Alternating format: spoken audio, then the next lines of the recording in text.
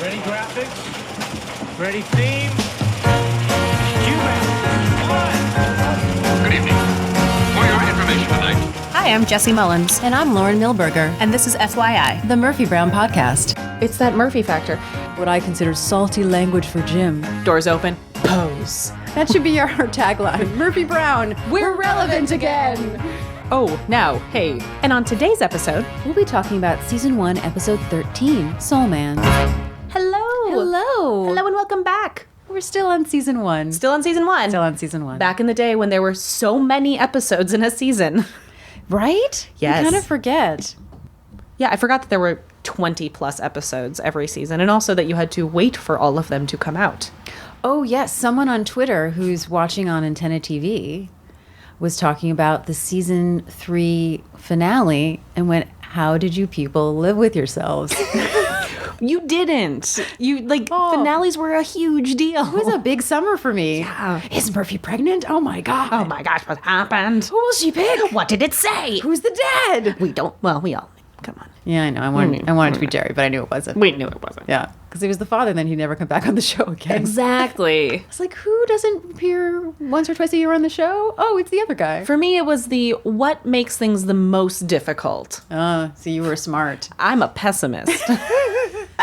And I love conflict in my entertainment. So Soul Man was directed by Barnett Kellman. It is written by Tom Seeley and Norm Gunzenhauser, and it aired February 20th, 1989. Although something interesting is that it was filmed before Why Do Fools Fall in Love. Corby guesses because they switched it around because they wanted it to air very close to Valentine's Day.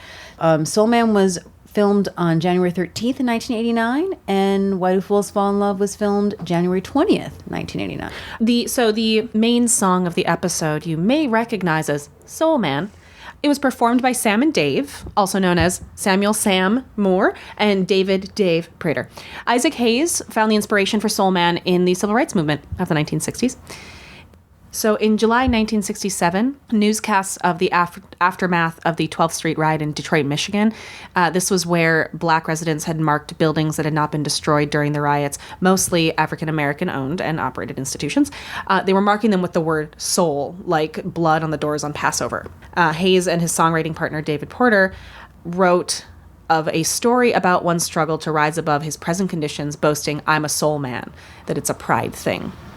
Also, many people may better know this song from the comedy team Blues Brothers, which is what I knew best growing up because I was also a trumpeter for about a decade, and I was in the jazz band. And that's the Blues Brothers version is the one that we did the most because it's a little snappier, because obviously they're running all the time.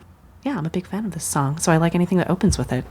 I love this song too, and knowing now this backstory about the song is really interesting, particularly because I did see the movie Detroit, and so I thought, oh, yes, I remember that from the movie, and it's a little bit of context for someone like ourselves, I think, who was not born during that time. Well, especially the idea of seeing it as the blood on the doors on Passover, like that kind of thing, and like the way that marginalized and oppressed groups express themselves and find ownership in words, and either words that are newly powerful to them or reclaiming terms that were negative that are now powerful to them. I think it makes me want to just sit down and re-listen to this song with that in mind. Yeah, I agree. Very much so. So thank you, Murphy Brown.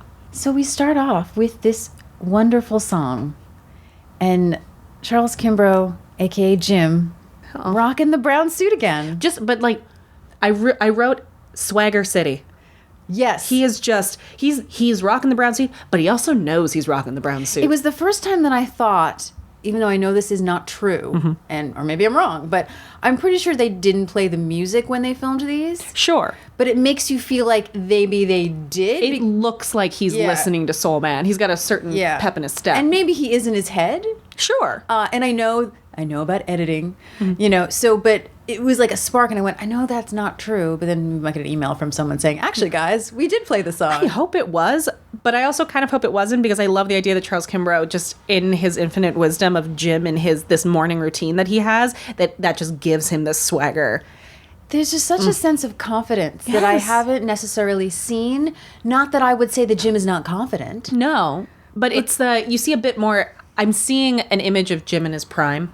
Yes. When and I mean, I think this is part of it with the boys club element that is in this and episode. he's doing that at the end of the day. He's going to be Exactly. with his boys. Yeah, he's in this like he's at his prime. He's like a man's man in a man's world kind of thing, and not in a douchey way. No, but no. it's nice to see Jim in his prime. And this scene is so great. It was like a dance move. And maybe this is to me because Charles Kimbrough, which we'll talk about soon, Yeah. has a Broadway and musical theater experience. Oh, does he? Yes. If you're unaware, stay tuned, guys. Yes. That it felt that way. And I'm sure because it is, of course, choreographed in a way, but it doesn't feel choreographed. It just feels like it's one fluid motion. What I wrote is that his meticulous routine is my spirit animal. There you go. He It's does this the- every day, probably. Yes, and it's just that it's everything. It's the choreography of it. It's that he comes in and this is what he does every morning. It's like I know people who don't feel ready for their day unless they run in the morning, or I know some women who unless they do their face because there's a certain routine that calms them and It's his grounds ritual. them. It's his ritual, and he primly wipes off the inside of the cup and the outside and underneath. It's very slick. Make sure the counter is clean. Everything is just the way he pops up the little stirrers. Ooh, like it's everything so is good. It's so good. It's slick. Also, so he puts in creamer, right? Mm-hmm. Half and half. Do you think that the guy on the creamer box bottle thing looks like Jim? It does. I kept writing, it's like quality American craftsmanship across this opening. I'm thinking that's on purpose. Probably. Yeah. It's of a time. So pretty much this is Jim's routine of having coffee in the morning. He has his mug, which we will learn later is a very important mug to him. I need my version of that mug. Oh, we'll get it for you. yes. We'll get it for you. Maybe we should do that, actually. Oh, We should, if a Jesse mug and a Lauren mug. it just makes sense. So he's got his coffee, and then the song just about, ends as Jim sort of goes, damn, and spills a little bit. Everything was good, and then So he cleans the counter, he cleans the inside of the mug, pours the coffee, gets the creamer, all that jazz, and then we're ready to start the episode. I do have to add one thing, that there's something about a man who says damn. and the way he says it. Feels like my dad. Damn. He's got such resonance when he does it. Yeah. It spills and he goes, damn. And I couldn't figure, as I was writing it in my notes, I couldn't figure out how to write the way he says damn. Yeah. There wasn't the correct punctuation to get across like the gravitas that he has. Well, it also fits into what has been established with Jim, is his This rhythm. fastidiousness.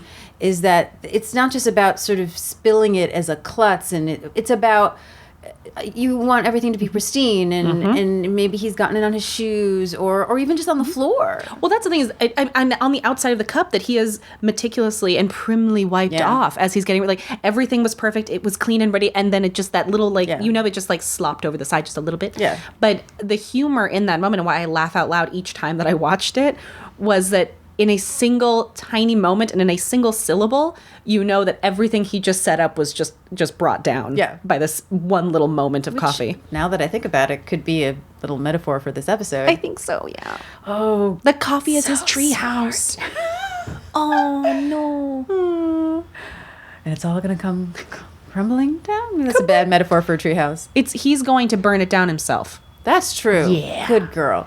So Frank exits the elevator. He's got his tux in a dry cleaning bag, and he's about to thank Jim, but then stops and asks if Murphy's in. Jim awkwardly says no. Then Frank thanks him for inviting him to the Dumfries Club. Then we have Scott. We now officially know his name since we looked him up. Office worker Scott thinks Jim as well. He's been invited to the Dumfries Club. We hear that Red Bishop is speaking. I had no idea who Red Bishop was until this episode. Yeah, girl, you Okay. looked that up. Also appreciated that a man of color is being allowed in the Dumfries Club. Yes. Scott is a man of color. I'll talk about that later. And then Ted Williams, who, as a baseball household, I, of course, know who Yes. Ted Williams was. And Which Frank is very excited about. very excited about. Frank is fanboying all over the Oh place. my gosh, he brought his tux. Yes, he did. And we'll talk about that tux later. Yes, we will. Okay. So Frank is super excited. He gives Scott a high five, but then Murphy comes off the elevator. So Frank tries to pretend that he's play fighting with Jim. But Murphy knows, she knows what's happening, that they're all having dinner at the Dumfries Club and that Red Bishop is the best storyteller in Washington. And she hears the dessert cart is better than sex. She's the epitome of like, no, I'm fine. I'm fine. It's fine. I don't mind. It's great the way she so does it. And nobody believes her. I hear the dessert cart has Apple Brown Betty. I love Apple Brown Betty. It's funny, though, because we're watching this with a lot more, open eyes for the show. And than hindsight. Well, that's what I was getting at, was that for some reason, watching this now as an adult and looking at that line, the dessert cart is better than sex. Different thoughts going through my head Very than when I different. was 14. Yeah. I used to think that kissing when I was very young must be like eating a really good plate of food, particularly Ooh. spaghetti and meatballs, because that was my favorite. Well, yes. Yes, so that I makes sense. associated kissing with food. That means I and would have then- associated with steak. Well, I mean, meaty.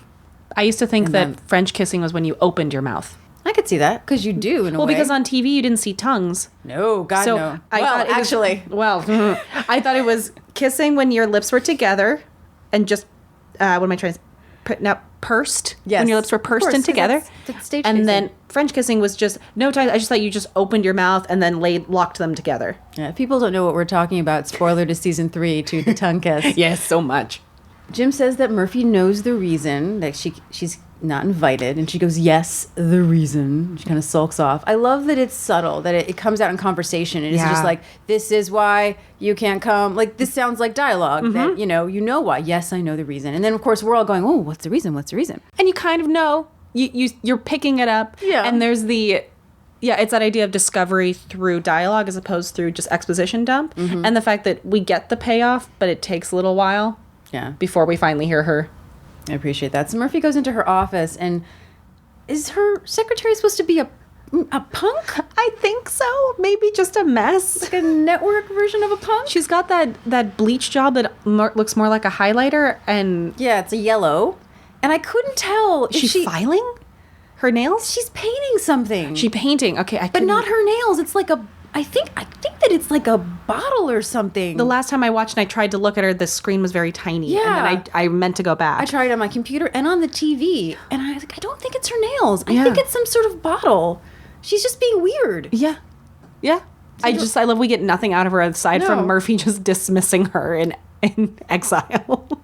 Corky and Miles come off the elevator. I love the way that Corky walks. Oh, I love it. She's just so comedic. She's chin forward. Yes, she's ready to go. She is an eager little yapper and she's going to get what she wants. But I don't know if it's just more like obvious in this episode, but for some reason I just went, oh, that's Faith Ford's really great walk. Yes, yes.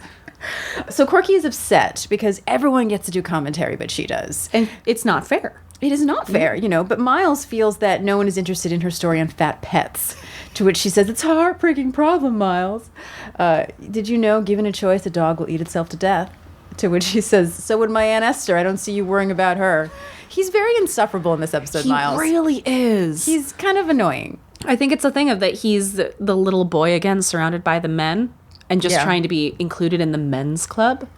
Yeah, he's probably compensating I think a little so. bit.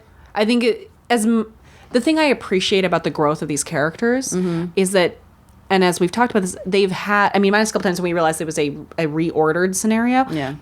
The characters go through their growth arcs, but it's not, we have one moment of epiphany and then they're fixed. Miles has had a lot of growth, but it doesn't mean he's perfect yet. And I think this is a Sure. bit of a setback, especially Yeah. with the idea of the men's club and wanting to be chosen and finally getting chosen for that. And like that kind of acceptance, I feel like immediately kind of infantilizes people. It's that need to be chosen, which immediately puts you on a step down that I can see in Miles. Yeah, I'm just noticing things in him that I haven't noticed before. And I don't know if it's just season 1 or he's always been a little bit like this. What's gonna happen? I don't know what's going to happen, guys. So, Miles is very excited to see Red Bishop, and he goes on about it. And he doesn't get Frank and Scott's finger waving to let them know that Murphy has come out of her office and she is behind them. And Jim has to finally remind Murphy that the club is men only. And she goes, and they have great dinners and great guests. And I don't get to go for one reason and one reason only. And I'm sorry. You make I me laugh replayed this now. one so many times. Here's the thing. This particular clip, starting from Jim saying, the Dumfries Club is for men only, is a clip that gets shown a lot. It very much epitomizes the show for some people in I a think small so. capsule. Including later in the actual quote with Terrence Mueller about you have a reputation for doing this sort of thing. Oh, it's such a great And it's inside. I think it really does set up Murphy, and she's somebody who's Yeah. going to break down barriers, Yes. whether they like it or not. And it has to do with something you've got and I don't. See, I don't. Here's the problem when we do quotes is that I'm trying not to sound and Like do you're doing an impression? Like Yeah. I'm doing an impression because it's not going to be as good as Candice Bergen. You can't. But then, as the actor in me, I feel like You want to do it justice? I want to do it justice. so I'm just apologizing to my $60,000 theater degree. I'm so sorry I did this to you. And the best part about this is that she drags it out, which I'm sure is on the paper, so that everybody in the room is like, she's going to say penis. She's gonna say penis. But she doesn't. No. She goes, a tiny, pathetic, little Y chromosome. And it's the way, and you're doing it right now with your fingers, it's the way she's holding her fingers that looks like she's indicating the teeniness of the penis. And Jim is appalled. Of course. Everyone is taken aback, but Jim is appalled. Sometimes Jim has what I refer to sometimes as his Victorian lady elegance, where he just and like clutches his collar and pearls, and it's like, he just can't take it. Miles thinks that Murphy's making too much of a deal, and Corky says, "Pipe down, you male." I love she says, "You male." Miles doesn't get why Corky's yelling at him. She isn't even in this conversation, which is very jerky. I'm sorry. No, I was like, Miles. I love that he said that so that we could have this moment of Corky with the other women who are sitting there listening, saying that every woman in this room is in this conversation. Yeah, the idea of that. it's a great line. The lack of inclusion is inclusion. The pointed lack of inclusion means that we are part of this conversation. Also, a little shout out to the costume designer because all the women are wearing bright colors. Yes, they are wearing bold Murphy colors. is not, and this includes Corky. And so when they're standing in the background, it really makes them stand out Yes. in a really interesting way. Yes. Considering that usually we're not supposed to notice the extras in the background because Exactly. they're background. That's the thing that I noticed when we cut to Corky and she has these three women sitting or standing behind her. They're up against very neutral office wear and set dressing, and they're all in primary or bright jewel tones. It's really a great view. So Corky then, of course, after being this strong feminist advocate, goes, "What do we want, Murphy?" So she's not really quite sure, but she's trying. She's trying. I do appreciate Corky in this episode. Exactly. She is listening and learning. She knows that she needs to be an empowered woman. And she doesn't know how, but I realized I do appreciate that she's honest about it. Yes, she doesn't pretend. She doesn't pretend to know more than she does, and she goes to someone who she believes does. Yeah, and in a way, maybe that's a skill, not a skill, but that's something that we should all take into account, that maybe I should be more honest in my life. Well, and especially if I want to be informed, but I don't have all the answers yet, the eagerness to say, I want to be a part of this, I believe in this, I need more information. It's something that I think could be very adaptable to our current state. So Murphy wants to know why Miles is defending this club. I mean, he isn't even a member. He needs a street map to find the White House. Murphy is sick of it. It's the last men's only club in D.C., and it's time someone broke the sex barrier. And all the women go, "Way to go, Murphy!" I love the Woo, yeah." huge cheer. There are a lot of cheers in this episode that I kept noting, and that's the first one. Yeah, and I went, "They all got paid."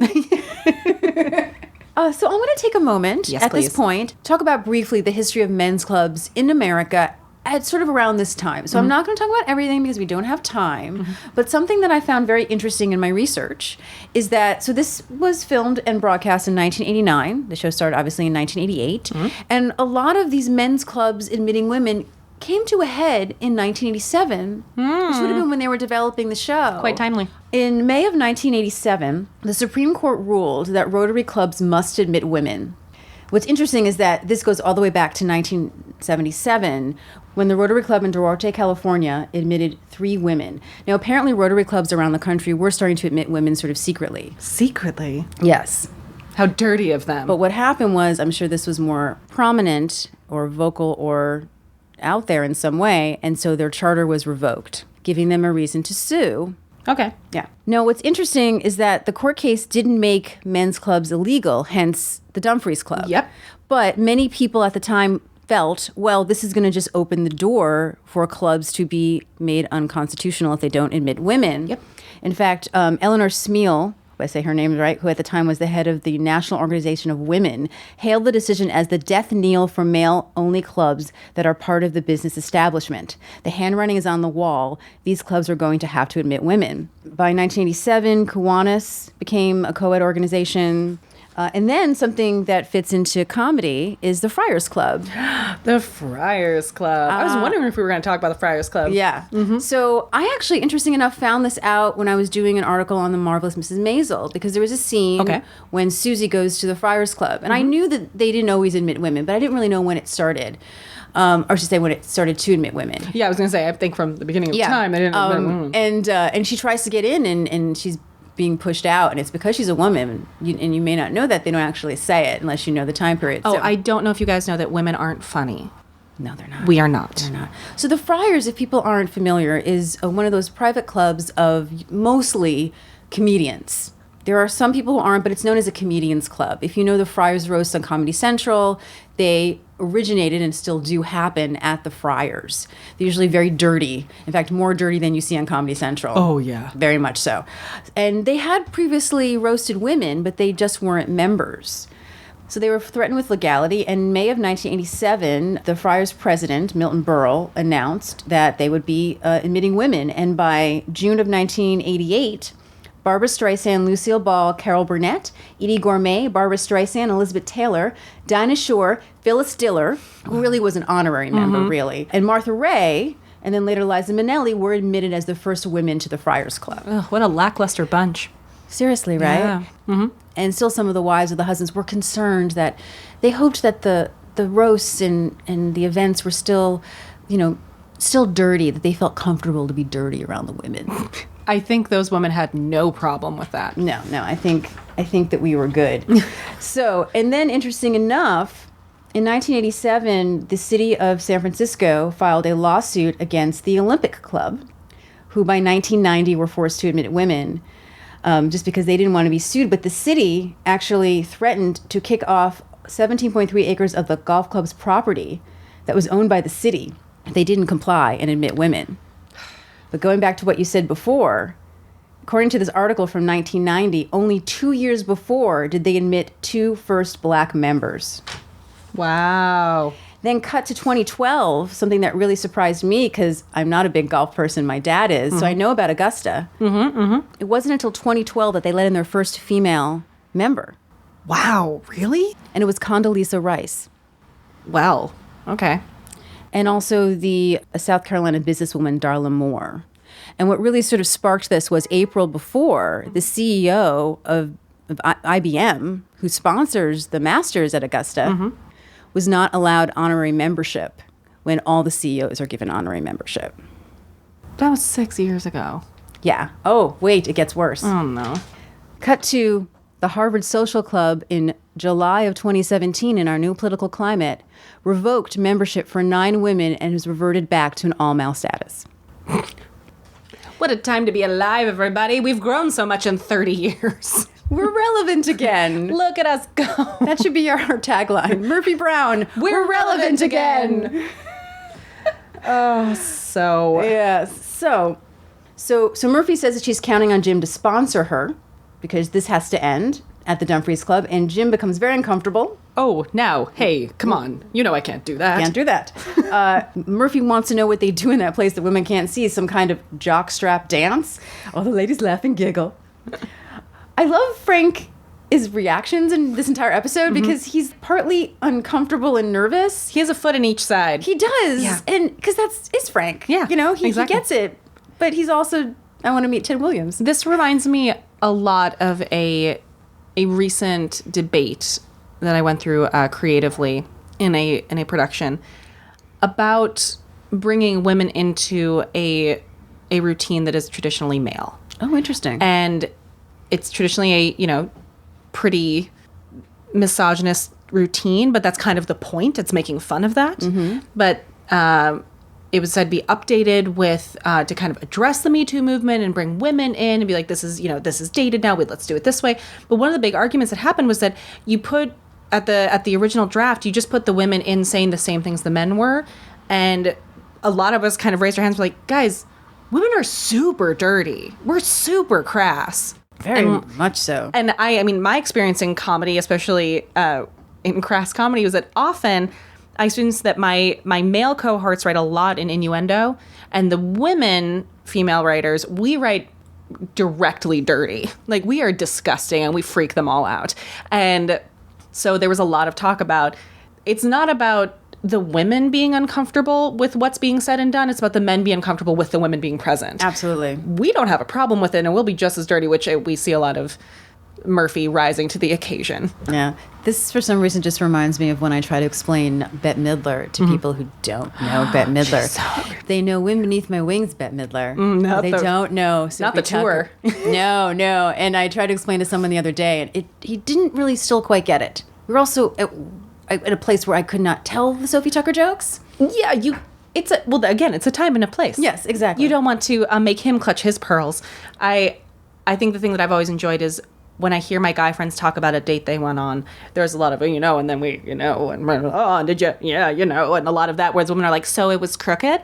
And then, and like full on detail that makes the men so uncomfortable. So I always appreciate bringing that to light, that we are just as bad in the best way possible. So Jim tries to bribe Murphy, which is, the more I watched this scene, the more insulting it felt. Yeah. It's so important to the scene, and I do love the way that Charles plays it, because it's very much is he feels bad. It's not under his control, so he doesn't play it that way. He's also desperate. Yes. Yeah. Because this is his friend, and he also doesn't want this to keep escalating. And the it way brings out these imperfections. Yeah, like the spilling of the coffee. Mm-hmm. So he offers her lunch. He offers her dinner. And Murphy is just stoic and just looking at him and not answering. And then finally he says that he'll let her do the news break. And there's a ooh and ah, and even Frank's like, Murph. Everyone knows that's a really, really big deal. She goes, sorry, Jim, this babe can't be bought. Ugh. I'm putting it on a t-shirt. Seriously, right? So, good.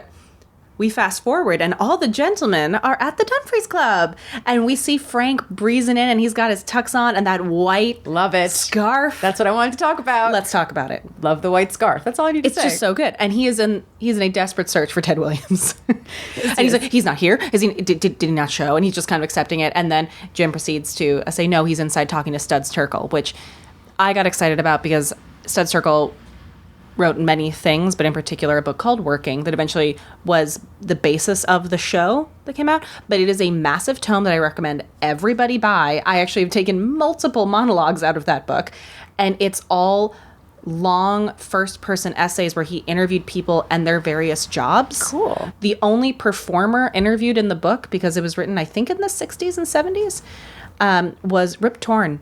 Oh. And they interview him about his job, and it's all about the different ways that people work, and that's how I know Studs Terkel. My brain just flipped. I like Rip Torn. Sorry. Yes, Rip Torn. For some reason, I was thinking of someone else.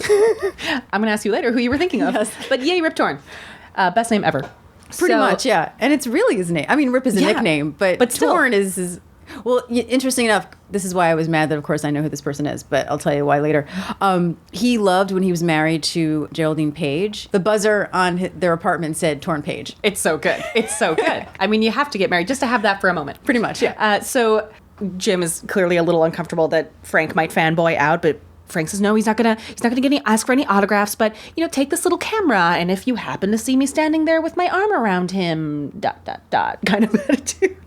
I like that he says little camera, and I Little thought, camera. that today is an oxymoron. I was like, how little is that camera? So Miles comes out from inside, very excited, saying that the who's who of Washington are there. Dan Quayle is telling knock-knock jokes to the bartender. Ding. Sam Donaldson is yelling at the washroom attendant, which Jim then responds with, I wish Copple wouldn't invite him. There are so many references in this episode. It is unending. I wrote the names down, but I should have made like a running number tally and So see many. if it beats any other episode. Yeah, we should have done that. Because the second he said Copple, I was like, Ted Copple. But then I started going, I was like, I can't keep up with all of these. No. Then, through the crowd of tuxes, Murphy arrives, and she is decked out, and with a very simple, hi guys. And she has gloves on, and she has a shawl that matches her dress. She's fully decked out. I love that they, particularly because it's going to contrast, which we'll talk about the outfit at the end, is that I believe that they purposely put her in a dress. Oh, so yes. she's around all of these men in tuxes, and she's wearing a off the shoulder with a wrap and gloves. And I feel that Murphy did that as a giant FU. But I also appreciate, on top of that, not only did she dress and in no way disguised her femininity in this moment, but also she still showed the respect of dressing up to the same caliber as the men. Yes, right? She didn't show up in a, like, potentially, like, sleazy cocktail dress with cutouts. She showed up in a full-length evening gown that is at the same dress code level of their attire. Because then all she can say is, it's because I'm a woman. Exactly. I am not underdressed. I am not respecting the grandeur. I am just a woman. It's also a way that Candice Bergen, like, holds that wrap. To the, It's armor. not just that, and it's a little bit more at the end, and I'll mention what I think when we get there, is it's funny. I can't explain why it's funny. She just sort of, like, holds it. Maybe it's the grin. I don't know, but there's a comedic way in which she's holding that shawl and walking, or the wrap, I should say. Yeah, it's that Murphy factor. So they ask what she's doing there. She says, oh, there's a party, and I decided to show up. Frank does the best. Hi, Lucy, where's Ethel? I love that so much. It's so great. And Jim, you can start to see the panic rising in him. And he says, you cannot be here. And she says, I'm not leaving. He says, you're not allowed in the club.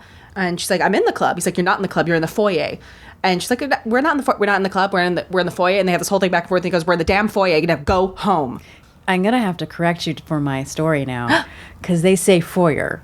I know, but I say foyer. Me too. And so I love that you are saying foyer, because it was grating to my ears, even though I know that it's a little pretentious to say foyer. But that's what my mom made us do. Yes. She made us call it the foyer, Yes. which was this, like, I swear to God, like maybe like 3 little people scrunched together could fit in our foyer. If you have a foyer, you have a foyer. Foyer. And so I was taught to call it a foyer. And every time they said foyer, I would just laugh. I don't think I even realized that I was correcting it in my mind, but that throws me back to when I was in high school and I was doing a production of You Can't Take It With You, and I was the mom, Penny Sycamore, and I got many, and I think it was when I also played Rizzo the first time too, that I kept getting notes about how I had to stop saying either and neither. I had to say either and neither because I sounded too posh.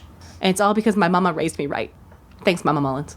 Yes. My mother also would stop me from saying Hamlet. Hamlet. It's Hamlet. I did not have that problem. Yes, well, you know, it's Hamlet. the Jersey thing. I'm about to teach Hamlet to teenagers tomorrow, so I'm definitely going to start saying that. At this moment, I would love to talk about the performance of Charles Kimbrough in this episode. We are finally at this point. Okay, so the thing that I love in this moment is we're seeing the panic and the desperation in Jim rise, which leads to the discovery that will happen later about why this means so much to him. But you also see his performance pedigree in these choices that he makes. Now, Charles Kimbrough, if you look at his IMDb, is a fraction of what, let's say, Marianne Muller-Liley's is. There actually aren't as many credits as you think they're going to be. Granted, part of that's because he had long jobs, but also because he is a consummate theater actor. The first thing that comes to mind is that he's a Tony-nominated actor. He was nominated for a Tony for Best Featured Actor as Harry in Company in 1971. In 1984, he was in the original Broadway cast of Sunday in the Park with George. He also starred in the original off-Broadway production of the comedy Sylvia in 1995. Fun thing for me is that he did the Chef Boyardee spaghetti and meatballs commercials in the 70s. He did? Yes. I love him so much. I have a great LA Times article that I will link on the website that the title is FYI, Charles Kimbrough isn't Jim Dial. In reality, Murphy Brown's sidekick is anchored in the theater. As I have a special love, obviously everyone knows I have a special love for Jim, let's be honest. But Charles Kimbrough is also a fellow Minnesotan. He was born and raised in St. Paul, Minnesota. But he was in the big city, not the prairie town I was raised in. And he says had it not been for his Aunt Emily, he never would have been an actor. What I love about him, he's very Midwestern. He says in this quote, I come from a wonderful family. My mother was a pianist and my father was a salesman. They were very middle class, very Middle Western, which I think is the most charming. But his late aunt, Emily Kimbrough, she was an author of bestsellers like When Our Hearts Were Young and Gay. She traveled the world. She was on a lecture circuit. She was in Hollywood writing screenplays. So to somebody in the Midwest, she was this like larger than life creature. Oh, cool. Isn't that so great? Yeah, I never knew that. He says in this quote, her life was a series of anecdotes. Said Kimbrough with a warm smile. She would give dinner parties and have everyone on the floor laughing. She was an Auntie Mamish sort of person. She made the life she wanted to have, and that was a model for me. And what I really appreciate about him, and I feel like I have a special connection with him as a somewhat sometimes shy Midwestern person, is Kimbrough admitted he was never a particularly brave person. He played the part of the dutiful man. And he majored in acting at Indiana University. He earned a master's from Yale. So he clearly had the talent to back up what he thought was a lack of bravery. And I love how you always hear that he's so different from Jim. Mm-hmm. They won't call him Charlie. His hair was always curly when he wasn't playing Jim. Well, we were looking at this clip of him on set between takes, and you can see like him dancing around to the music that was playing, but also this idea of like he needed to get it out when he wasn't playing Jim, who was all prim and proper, because it's so the opposite of who he is. He's a sweet, lovable, goofy man. And if you just go to his IMDb page and look at the picture that is the main profile picture of him. I'm going to turn it and show it to Lauren right now. Oh, is that from the TV Land Awards? Yes. Oh, that's a sweet picture. It's just so sweet. He has this big smile. His eyebrows are up. It's very open and inviting and just lovely. See, I used to watch the recording of Sunday in the Park with George for years. Me too. I loved that even show. watched Murphy Brown for years before I realized that he was in that, and that was a big influential thing I used to watch. And he's in Hunchback of Notre Dame. Notre Dame or Notre Dame? What should I say? Well, if we're going to be pretentious, The Hunchback of Notre Dame. Notre Dame. That's why I stopped myself. He's in both of them, and he plays the very Jim Dial-esque gargoyle. And that was, I think, for me as a kid, that was one of the first voice actors that I recognized from something else that I knew, because I loved Jim Dial so much as a kid. And I think because he felt very Midwestern and familiar and comforting to me, that the second I heard his voice in The Hunchback of Notre Dame, I freaked out. Well, I was looking at his IMDb the other day, and he's actually got a small part in Starting Over. Mm-hmm. Which cracked me up. I was hoping you saw that. Yeah. So, and we'll talk more about, he has some great thoughts on Jim's backstory, which we'll talk about in another episode. Which is really I can't wait amazing. till we can get to that. I also just want to throw a quick moment over to his amazing wife, Beth Howland. We were talking earlier about how they're kind of a Megan Mullally, Nick Offerman couple in their own right. Mm-hmm. She unfortunately passed away on New Year's Eve in 2015, but she was a very stunning and celebrated actress in her own right. She was in company with him. That's where they met. Yes, she was. And she started Alice, and it was for CBS, right? That was Alice? You know, and I don't know because I never watched it in its original run. I think it was CBS, because there was a Scorsese film, Alice Doesn't Live Here Anymore. Yeah, that's different. But well, it's the TV show of that movie. Yes. The reason I knew her, aside from having seen clips of Alice but not really watching it, was that I grew up determined to play Amy in Company. Oh, and wow. she originated that role. And I love a patter song. I talk very quickly. I sing very quickly. And I love that character. And she is incredible. Look her up. I will put a link to information about her. Anyway, continuing with the story. Mm-hmm. Jim is trying to get Murphy to leave. And she's like, no, I'm here with my date, who she declares is Miles, who immediately responds with a, why me? Because you didn't go through the 60s, and you need something to tell your grandchildren besides how you once made a wrong turn on Constitution Avenue and wound up in a gay pride parade. And at that moment, Terrence Mueller, manager of the Dumfries Club, arrives asking, how may I help you? And this is as all of the men are making their way into the club doors, into the main club room. And they all ditch her. Frank ditches her because he needs to go talk to Ted Williams.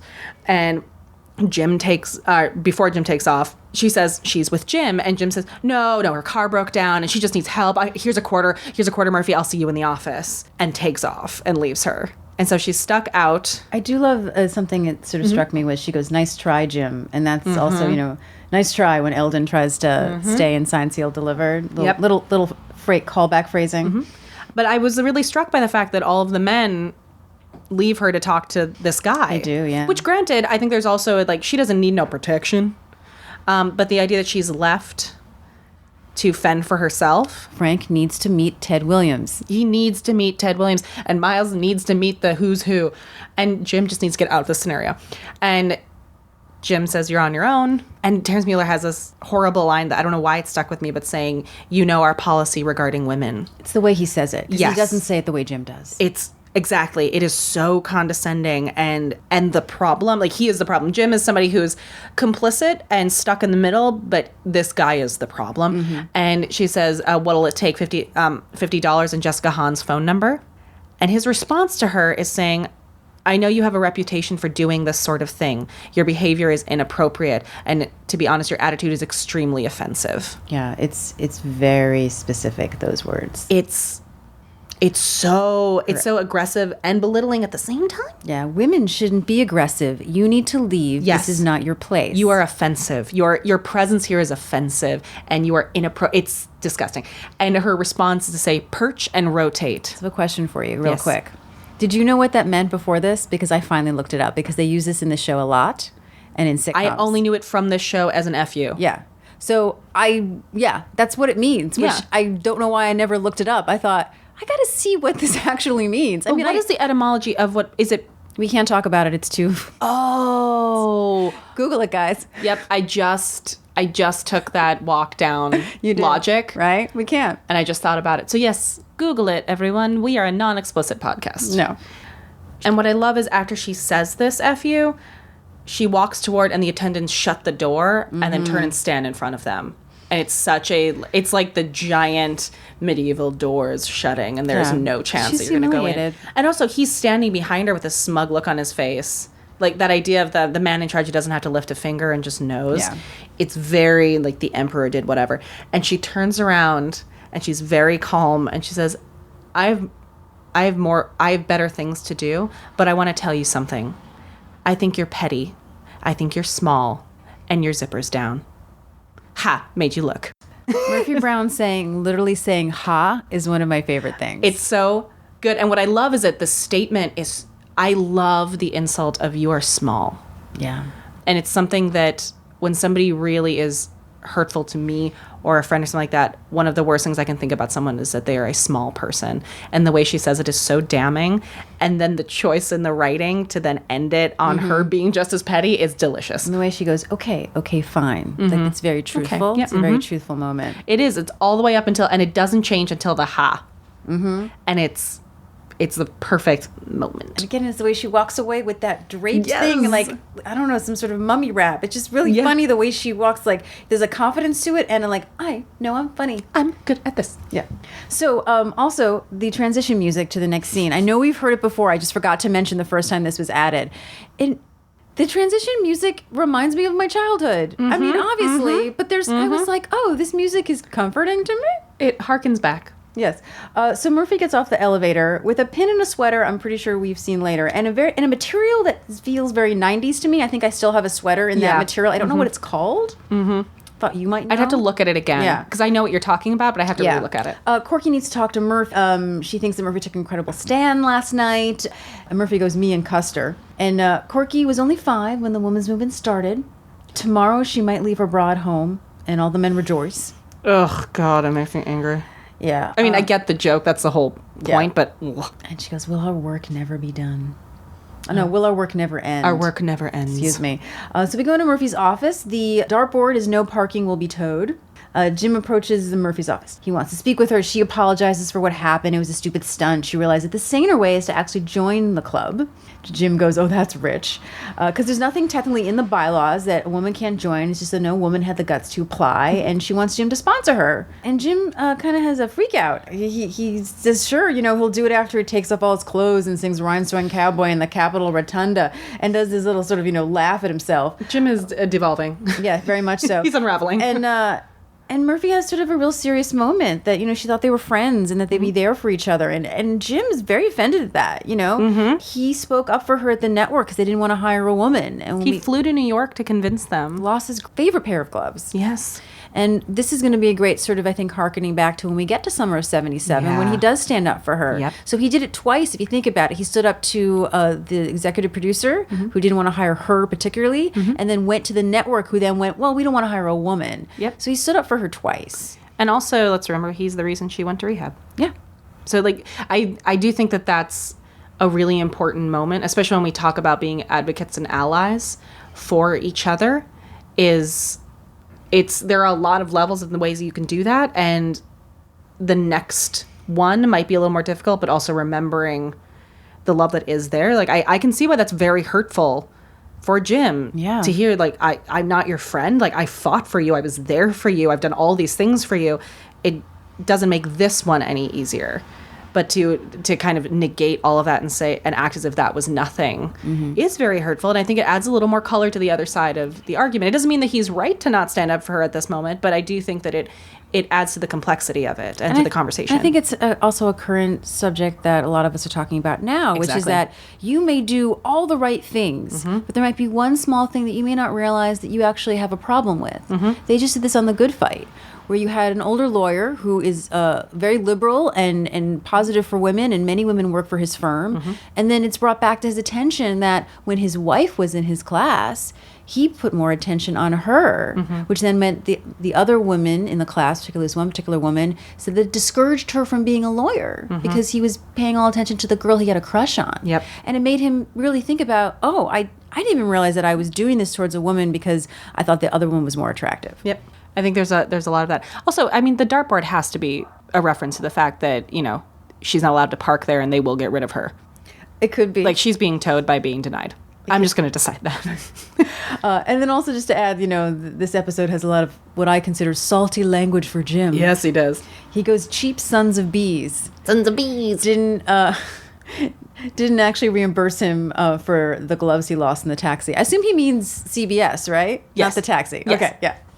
Oh, yeah, the taxi doesn't care. Yeah. Don't give up. And then Murphy says a very important sentence. She goes, "It is wrong for the Dumfries to exclude women." What Jim talks about is what the discussion is. He's the other side, is that he says it's not a public place. No one is being deprived of work or equal pay. But the big issue became that these men's clubs were where business was conducted. Was being done. Yes. And then Jim sort of has this monologue, which he does a lot, is where he sort of longs for the past of tradition and continuity, milk and glass bottles, service station attendants, men in uniform who cleaned your windows and gave you a pair of steak knives. And he refuses to sign her papers to apply. And then suddenly, very quickly, we are on set. And they're sitting next to each other, as they do, and Jim's asking for a light to be moved because it's in his eyes. And then she says, well, it's in her eyes. And he goes, fine, whatever she wants. Lighting guy's name is Tommy. Make a check of that. And there's a lot of flurry in this scene, which I love. It's kind of how it's affecting the entire production now. And so we see Corky saying, why shouldn't women have what men do? I mean, men are wearing earrings and getting facelifts. And right at that moment, Frank's looking at her and goes, Corky, are you wearing a bra? I can only think that, because the way that Joe plays it is a bit of a smirk, I want to think that Frank heard from someone that she said that. Oh, yes. It doesn't feel like a Frank thing to say that to her. Just be like, what? Yeah. I think that he's making fun of her because he heard that she was going to do it. I mean, that's what I think. I also feel like because it's Corky, she probably made a bit of a production about her newfound women's rights.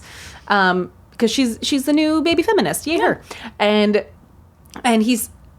Frank's goes off on this thing, which recently, it reminds me of something I'm about to talk about, but he says, like, what are we supposed to do in this scenario? Like, now I don't know. Do I pull out, when I go on a date, do I pull out the chair? Do I open the car door? Do I split the check? And do we even know what's going on with crying in the movies? Am I right, guys? And this whole thing about, like, well, what are men supposed to do now? Because now we can't do anything. And the first thing it made me think of was that horrible article that came out that blew up on Twitter a few months ago when it was a serious headline about, like, what are men supposed to do about hugging in the office? Oh, I heard that. And one of my friends actually was a featured tweet on the cover of this particular article breaking down the Twitter response, which was basically, the article says, it's CBS Los Angeles. In the wake of Weinstein, men wonder if hugging women is still okay. And my friend Josh Silverman, who's hysterical on Twitter, you should follow him, is, men, how will we know if women want us to hug them? Women, you could ask us. Men, it's a mystery forever. Which is, I don't know, guys. Just ask about what's okay. It's not hard. So that's one of the first moments with Frank where I'm like, really? Are men hugging themselves a lot in the office? Is it so hard to adjust with the times? You're all going to make it. And our sweet Carl stands up and says, Murphy should be allowed to do whatever, to go anywhere she wants. She's a beautiful person, and someday she'll be my bride. Everybody groans. John says it's a private club. They should do whatever they want. And do we have her name? She doesn't have a name. Okay, that's what I thought. So this was the joke that I wrote to myself. Oh, no. I wrote, the makeup woman who we must have left the show because of her unrequited love of Carl, because we never see her again. see her again. And we don't know her name. I thought she'd have a name because Scott has a name, but they say his name. Yeah. So I looked her she's- up. She's a makeup woman. Yeah, I have HMU girl. Yeah. And she says, I agree. Let them do their thing, and then we'll do our thing. And then Carl pipes up with, if you keep people out, it's discriminating. Yeah. And then she turns around in fury and says, you always agree with Murphy. I'm alone with nothing to do on a Saturday night. Why didn't you ask me out? And he fires back, because you've got a big mouth. And that sets off everybody arguing on the set. No one can get everything done. And it finally kind of whittles down to, in the chaos, we hear Jim telling Murphy that she is the most bullheaded person he's ever met. And she says, well, you're elitist. And he says, you always have to make a point, don't you? She goes, yes. And here's another, and drops her pencil point first into his water. And the entire place freezes. I have to say something real quick Yes. that I only noticed because I wanted to know what they were saying. Overlapping on this show is a really great thing, and Yes. Norm talked about that. And the only time I've really been able to hear what everyone is saying is when I had the script in front of me. Everything, I mean. And that's the great thing about overlapping dialogue is you get a little bit of everything. That's Yes. on purpose. It's supposed to be That's like the thing. that. They find a way to pull your focus to the things you need to hear. So I'm not saying that's a bad thing. I'm saying that for our purposes, to know what they're saying is helpful. Yes. So something I noticed that's going to come in at the end is he says, you always have to upset the apple cart. Yes. And I had never heard that before until I was trying to listen. So put a pin in that for later. Yes. Oh, so the entire place freezes and realizes what she's done, and he's staring at it in horror. And he says, you apologize. And she says, make me.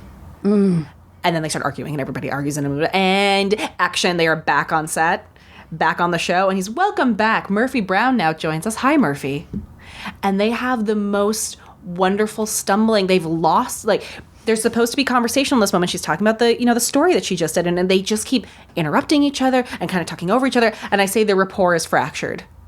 And you see the break in their relationship in this moment. They And can't. They're not in sync. It's such a brilliant representation of what is happening in seeing them not be able to vibe on live television.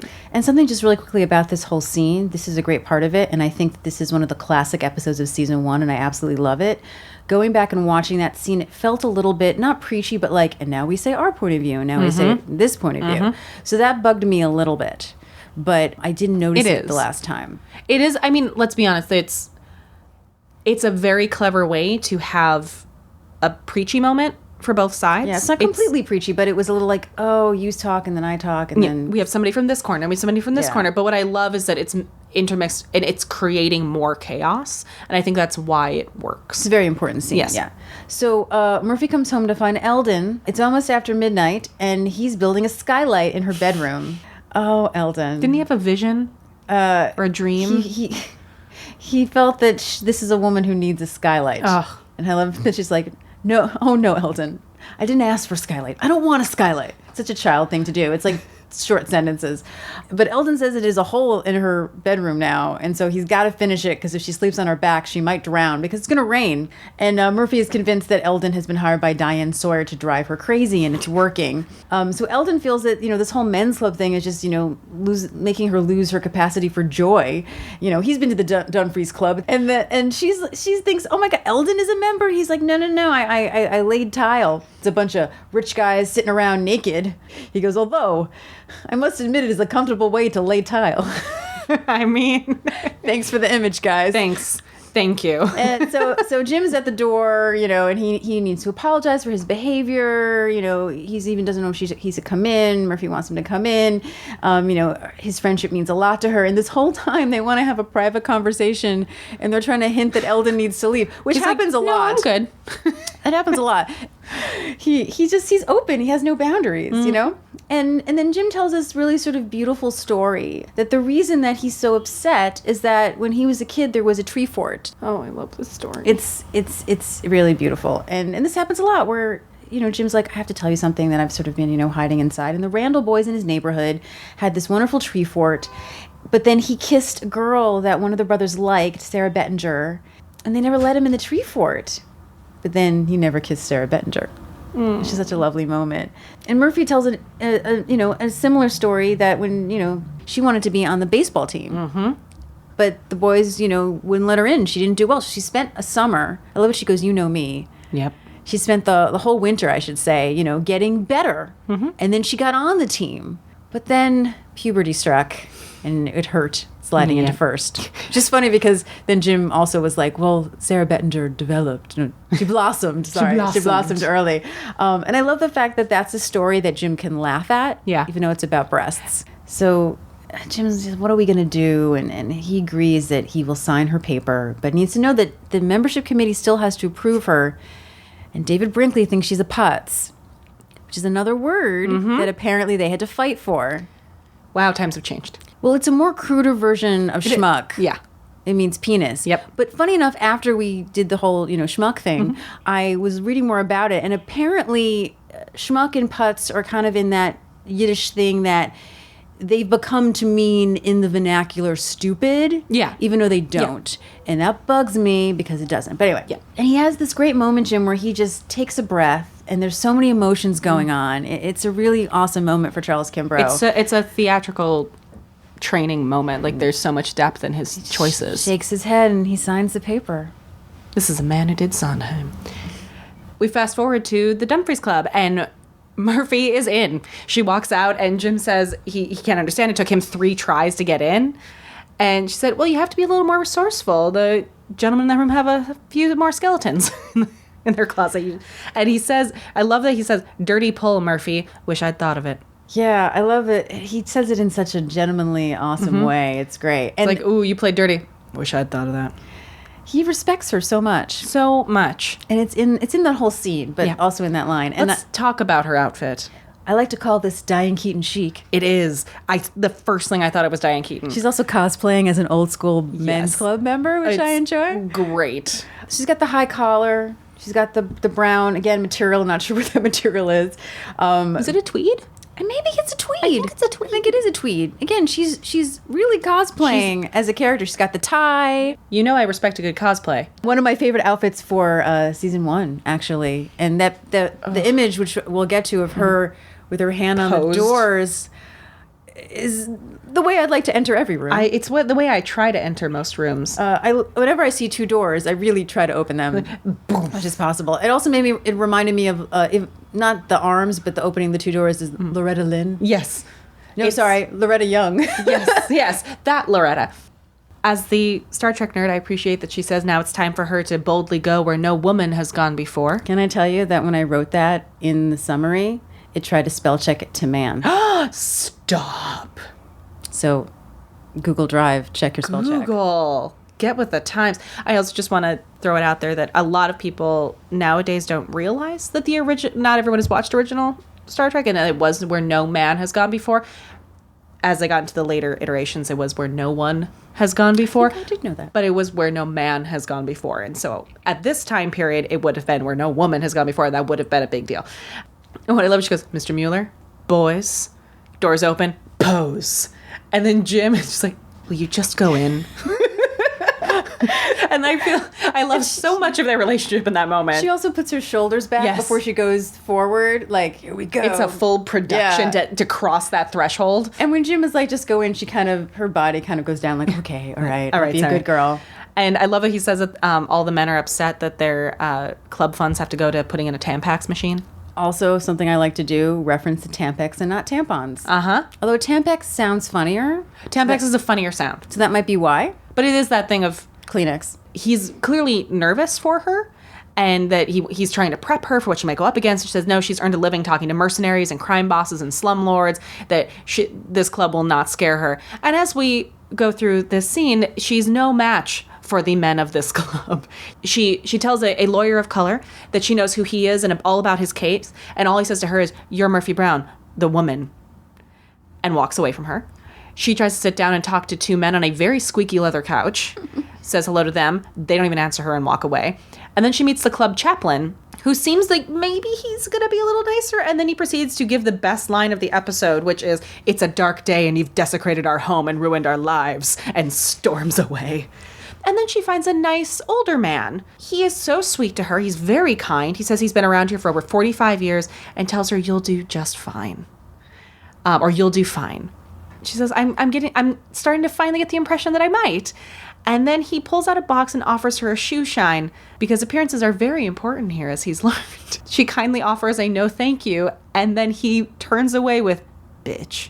which had me laughing out loud for a good 30 seconds because I was not ready for that. He was just trying to get some money from her. But I love that he does that thing. It's the guy who tells me to smile on the sidewalk, and when I ignore her, swears at me or calls me a name because I did not deign to smile for him. That's a great example. Yes, it's exactly. I burst out laughing. I was like, "Wow, yep, that's real. Yeah, where's the It was so makeup?" real. Yep, Someone yelled that to me on the street. And I Smile, was like, I pretty am lady. wearing makeup. He's like, you're ugly anyway. Great, thanks. exactly. Okay. Yep." And a man finally comes up and says, "I'm not one to talk behind your back. I'm going to tell you right now, I don't want you here." And Jim finally steps forward and backs her up, and he says, "Like it or not, she is a member. I expect you to show her as much respect as you show me." Respect, that's the word. Yep. And saying, "I expect you to show her as much respect as you have shown me," with the understanding that Jim is a respected member of this place. And the other guy proceeds to turn around and tell him to have a backbone and stand up to her, and this wouldn't have been a problem. And what I love is Jim then starts going into these specifics about how this woman has more right to be here than anybody based on what the credentials and the expectations of a member of this club are. That she has integrity and that she shoots a damn fine game of billiards. He said billiards. Yes, and I love it. He also says that she has professionalism. She's a good friend. Yep. It's everything that you would love a friend to say to you Exactly. in front of you and not behind your back. Yes. And Murphy is And just for beaming at you. him. Yes. Oh, it's so beautiful. It's I got so emotional because I love my Jim, and this is my Jim. And then he says, "I will step outside with anybody who says otherwise, right here, right now." And then some heckler in the back goes, "Sit down." And Jim just loses it. He's like, "Who said that?" And you see him, he's like, as a guy who clearly doesn't get into many fights. He's not a scrappy gentleman. He starts trying to take off his jacket, and Murphy comes over to try and like calm him down. And then he yells out what clearly is the most damning statement he could, which is, "You people really tick me off. You hear that? Tick me off." And the whole audience cheers. It's so good. I wrote salty blue language for Mr. Dove. He's so salty, and I love it. And he says that the board approved her, I approved her, and if that's not good enough, then I guess you'll all just have to leave. And they all leave. And the aside that Jim does, which I rarely have seen him do, is like, oh. Yeah. And I was like, who does it remind me of? Who does it remind me of? And the last time I watched it, I was like, Bill Nye. Yeah, it's very Bill Nye. But I couldn't place it. And Yeah. then I went, oh, it's Bill Nye. It is. It's so charming. Maybe he stole it from Charles. Bill. So then we cut hours later. It's after midnight. If you listen to our episode with Norm Gunzenhauser, who co-wrote this episode, and if you haven't, we recommend that you go back and listen to it. He said that Diane English added this addition of them singing at the beginning. They're singing "Reach Out, I'll Be There," written by Jesse. Holland Dozier Holland. Thank you very much. With the hand gestures. It's so sweet. It's really sweet, but there is just this passion about it, and this whole scene just made me go, Charles Kimbrough, Broadway Theater person. He finally gets to let loose a Yeah. little bit. I was like, he finally gets to sing. Oh, it's just, I see the history of their relationship in this ending. Yeah, they're just having fun, and Murphy's not drunk, but he is. Exactly. Yeah, eventually, the bartender's like, it's after 1, we're closed. Jim says the 2 members, should we vote? Should we vote to keep it open? Yes, let's keep it open. And the bartender is actually not mean about it. He's just like, here. She's like, I'll have another soda. He goes, take the whole bottle. And then just like leaves them, Murphy asks if he's okay, and how he's feeling. And he quotes James Brown. I feel good, like I knew that I would. And then laughs at himself and says something which is the most important line of the episode. Everything changes, usually for the better. Yep. And this is the discussion, again, I've seen on Twitter. Well, it was more of a statement, and then discussion after it is, people always say that they long for the past when it was better. Yep. It never is. Nope. Progress always goes forward, and things are better. And you and I have both had this conversation about having trouble enjoying things that we have once we learn more about their creators. But I will say one of my favorite movies the last several years was Midnight in Paris. And while I don't necessarily want to talk about the creator of that movie, I will say that the message of that movie about how everyone longs for the golden age that came before them. And once you get to that golden age, those people were longing for the golden age before them. That was actually very important to me because Yes. I was always a person who thought, oh, I'd love to live in this time period or that time period, as a fan of history, as a fan of the time travel genre.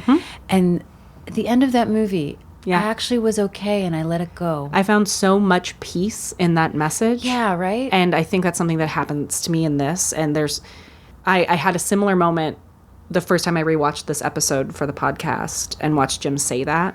It was something that I needed to hear right now in our culture, because I think we're going through a lot of growing pains. Yeah.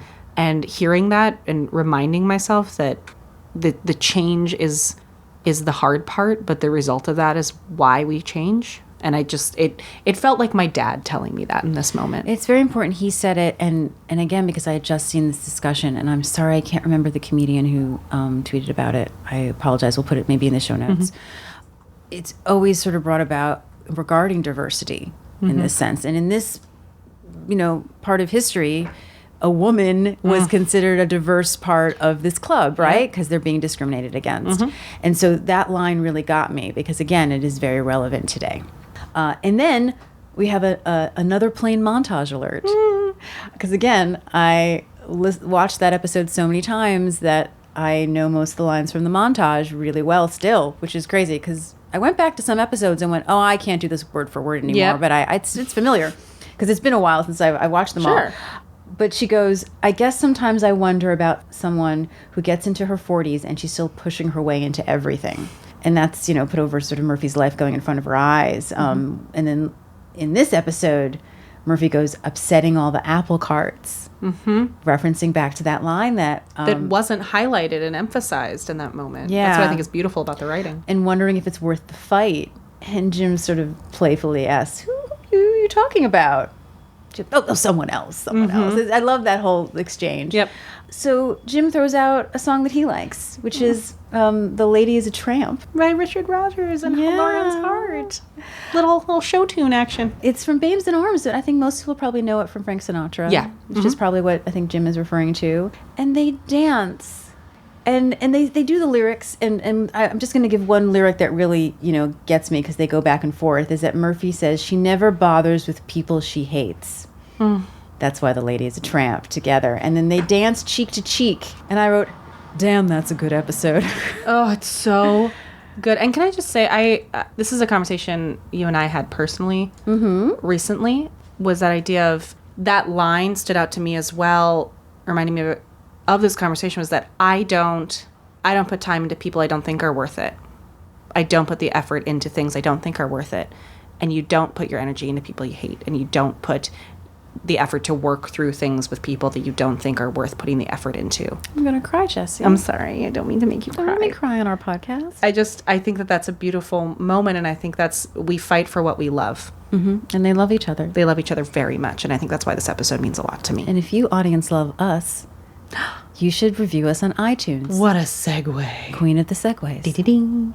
It is a free way to support the podcast. If you go on iTunes and give us a rate and review. If you don't have iTunes, grab the phone of the friend next to you who probably has an iPhone. Oh, heck yeah. And you use their name and you put a review for us. See, I fixed it. Look at that. Yeah. She's so good at stuff. I am really good at stuff. Go to Millburger. I just recommended theft to help our podcast. Well, they'll give it back. Oh, yes, of course. That's the It's a borrow. It's a borrow. It's a borrow, yes. It's a kind borrow. You can also follow us on social media. Oh, please do. We're on the Facebook, the Twitter, the Instagram at Murphy Brown Pod, which is also conveniently our website, murphybrownpod.com, and our email, murphybrownpod@gmail.com. You can also party on down like we do. Did I just say party on down? Party on down, Lauren. I did. It's so 1990s in this place. At our Spotify playlist, which is Murphy Brown Empowerment Playlist, the link is on our website under the FAQ if you cannot find it. And then next episode will be episode 14.